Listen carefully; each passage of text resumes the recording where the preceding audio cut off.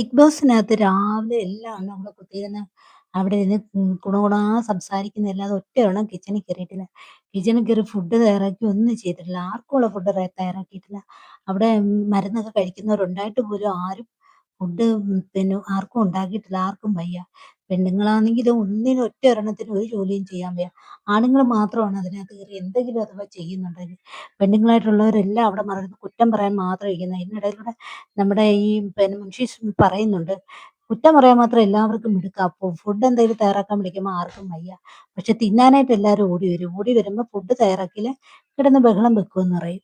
ഇവിടെ ജിസയിലും ആര്യനും ഒക്കെ വന്നിട്ട് ജിസയിലും ആര്യനും ഇല്ല ആൾക്കാരെങ്ങാണ്ട് പുറത്ത് ഏതാണ്ട് അവർ രണ്ടുപേരും ഒരുമിച്ചിരുന്നാൽ നിങ്ങൾക്ക് എന്തോ പറ്റും, നിങ്ങൾ പറഞ്ഞാലും ഞങ്ങൾ ഒരുമിച്ചിരിക്കും, നിങ്ങൾക്കൊന്നും ചെയ്യാൻ പറ്റത്തില്ല എന്ന രീതിയിൽ ജിസേലിന്റെ മടിയിലൊക്കെ കയറി കിടന്നുകൊണ്ട് ഇപ്പൊ കൂടെ ഉള്ളവരൊക്കെ ബിൻസിയും ശൈത്യം അവരും ഇവരെയൊക്കെ സപ്പോർട്ട് ചെയ്യുന്നു.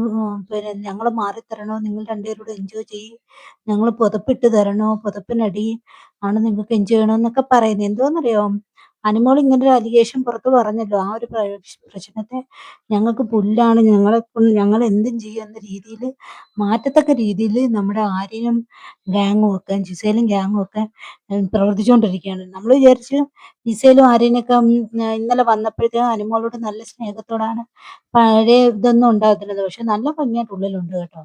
അത് ഇന്ന് ആ മോർണിംഗ് ടാസ്കിനകത്ത് ആദില അനുമോളെ കുറ്റപ്പെടുത്തുന്ന സമയത്ത് കൈ കൊട്ടി ചിരിക്കാൻ റെഡി ആയിട്ട് അവിടെ നിൽപ്പുണ്ടായിരുന്നു ജിസയിലും ആര്യനും ഒക്കെ.